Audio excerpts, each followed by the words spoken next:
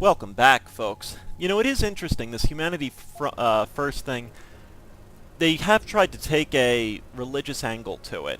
They've tried to take this angle of, God's rules and everything, and it's not natural, it's not what God would want.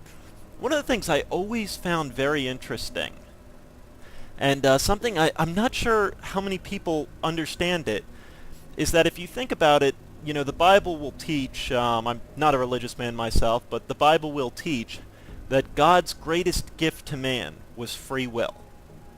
That God giving man free will was his greatest gift. And when you try to stop people from doing something, whether it's anti-gay or something like that, you're interfering with that free will. So it's almost like a contradiction that you're interfering with the greatest gift given. So I don't know. I find that a very interesting type of argument. That, to stop people from doing what they want restricts their free will. At least we've cleared the streets. Greatest gift I heard they were given to... pretty aggressive. Am I missing something here? I must have taken the wrong way. I did. Yeah, I heard that too. I'm happy we don't have to go out there. Amen to that. All right, I'm gonna go back and make sure no one's sneaking around the halls. So, I think it's an important thing to remember. That it's fine to feel passionate about something, it's fine to disagree with someone, but to try to restrict something they're doing now, you could take the extreme of murder, that, we shouldn't try to restrict murder because it's a free will thing. But, I guess I've always... I don't know, it's complicated. And that's one way to get through. But I don't need to, because I was silver tongue. Mr. Jensen, I appreciate you allowing me to deal with this in a more discreet manner. Save it, Taggart. You've wasted enough of my time as it is. Now, where's Sandoval?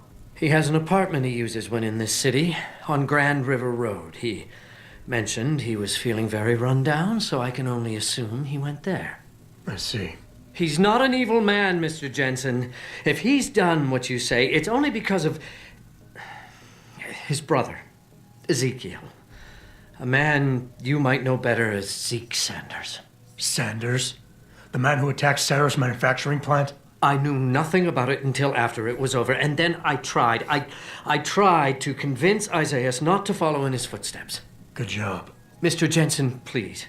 Isaiah has done so much for so many needy people suffering from implant rejection. Promise me you will deal with him fairly. That all depends on Isaiah. I understand, but please try. Nice.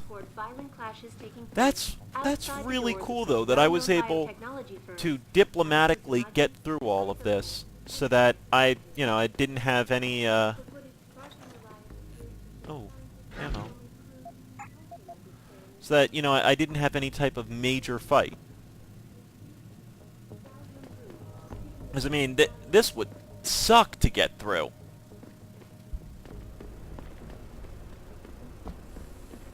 But I guess as I'm walking around now and trying to convey my point a little bit more, it's interesting that to limit free will is to limit a Christian God's greatest gift towards man. So, it does make you wonder on, if you kill someone, yes, then you're interfering with their free will, so to speak. So I guess the idea would be that if you're not interfering with the free will of another,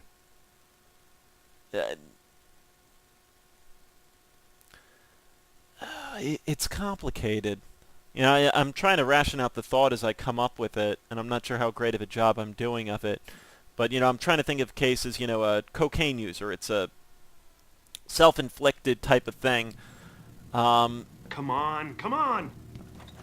It is and it isn't, though, because it does end up... Ooh. Jensen? I almost didn't recognize you. Jesus, Mary, and Joseph, what are the chances? Do you remember me? I was a rookie when you still rolled in SWAT. Nikki. Of course I remember you. How you been? The brass got you on ride control, too? Yeah, I am. Or I was until... damn it. Look, something big is going down, and I'm kind of freaking out here.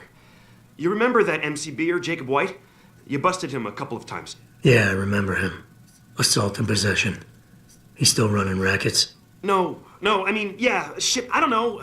Anyway, it doesn't matter, because he's moved on to bigger things. Nicky, slow down. Listen, hear me out. I just got word he has his hands on some real military-grade explosives. The prick's got a fucking bomb, Adam. And you know how much he hates the PD. He's going to hit us while we have our pants down with the riots. You gotta help us out here. Nicky, I'm kinda busy. If he's got a bomb, just call it in and follow procedure. What do you think I've been doing? I've been on the horn all night, and my CO already sent a patrol over to Jacob's house. We've got a warrant, so they searched the place, but nothing came up. Not even Jacob. Now they're saying my CI is probably full of shit and just fucking with me. Bullshit! Jacob's using the riots as cover, and he's going to hit us, and hit us hard. Adam, I need you to trust me on this. You gotta help me find Jacob.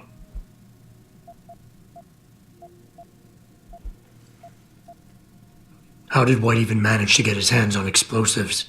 My source says he got the bomb materials from some government stash out in Highland Park. It's all I know so far. But it all fits.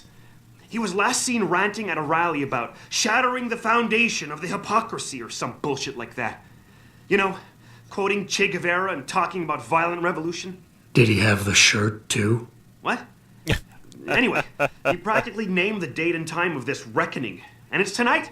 It has to be. I have to admit, Nicky, I'm having a hard time believing White could come up with something like this. He can barely tie his own shoelaces without tripping all over himself. That was then. This is now. After his last stint in Standish, he got bug-eyed crazy. Started talking about how the gang war and Derelict Row was all part of a government plot, and it's time he did something about it. I remember him saying that augmented kid we took down last year was a cover-up. Exactly! And he's been railing against Wayne Haas, the PD, and anyone else involved in that ever since. I'm telling you, Adam, he's been getting more and more violent.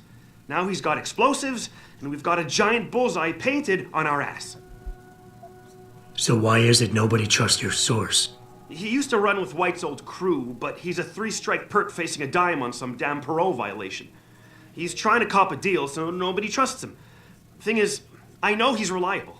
He hasn't bullshitted me yet, and I don't think he's doing it now.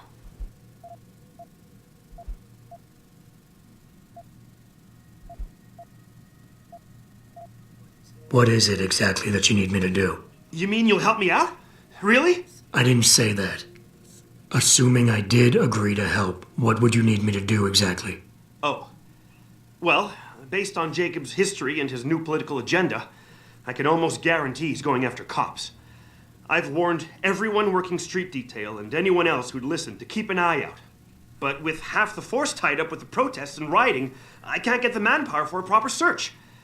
I need you to check a few spots my CI thinks Jacob could be at, and take care of the threat if you can.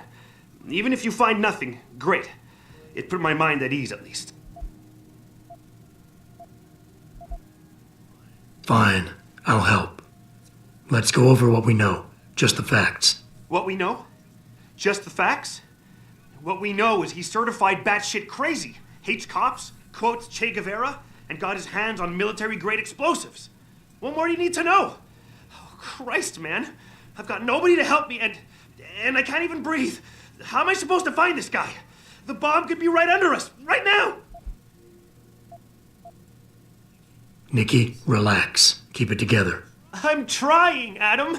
I don't think I'm cut out for this kind of stuff. People could die. We could die. Just focus, okay? We know that White hates cops, so his first target is probably gonna be the precinct or somewhere nearby. Make sense? Yeah, okay. But it could be anywhere. He wouldn't risk going to the precinct. Too many people would recognize him.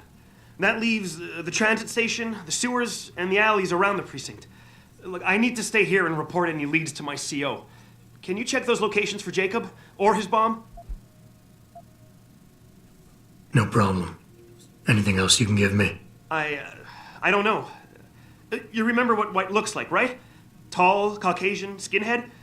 He's not the quietest guy, so you'll probably hear him before you see him. Yeah, a real philosopher king. I remember. Yeah, so if you just keep your eyes and ears open, I'm sure you'll find him. Also, I heard he's had some major augmentation work done.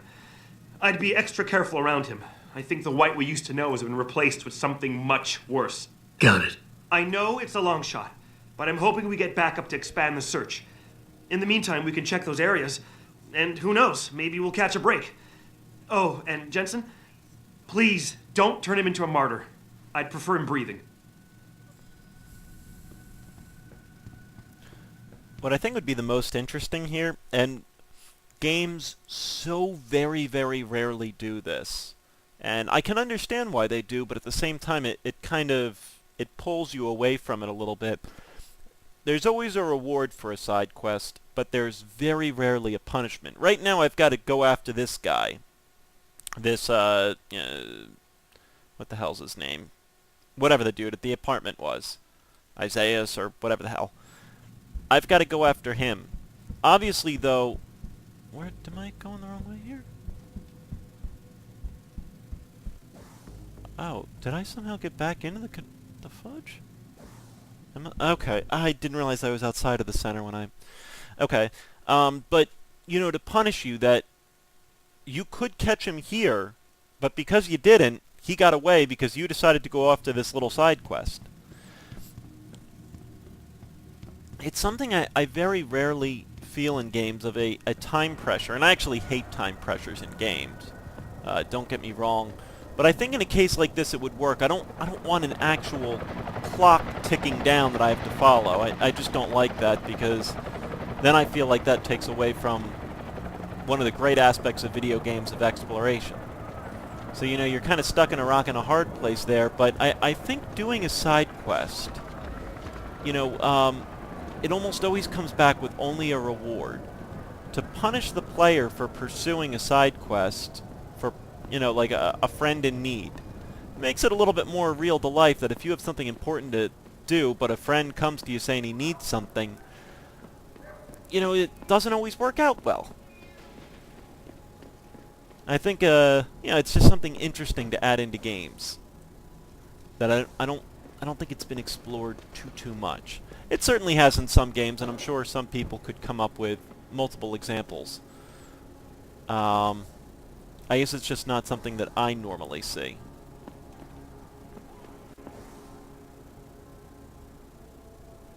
Yeah, we'll just go around.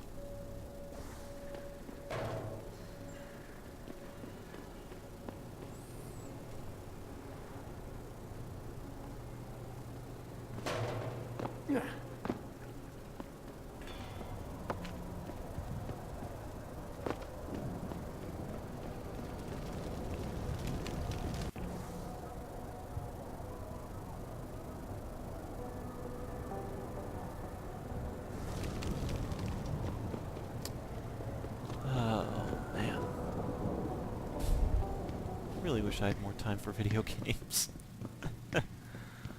Oh. Mooch off your parents for as long as you can, folks. No.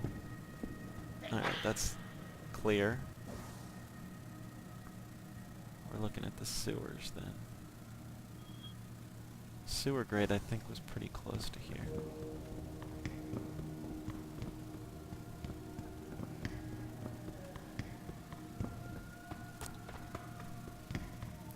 Working with a buddy of mine. He wants to build a pretty cool, actually.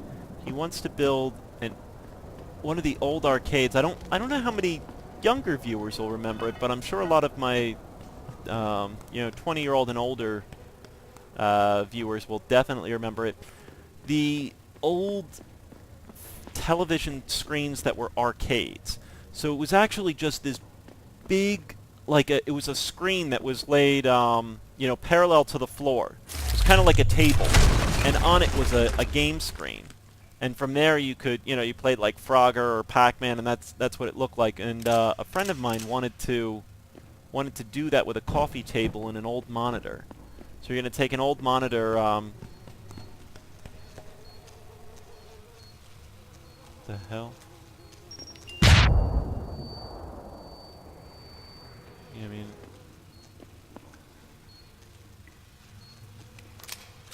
Hi, you. As always, folks, thanks for watching. Tune in the next. Thanks for watching, folks.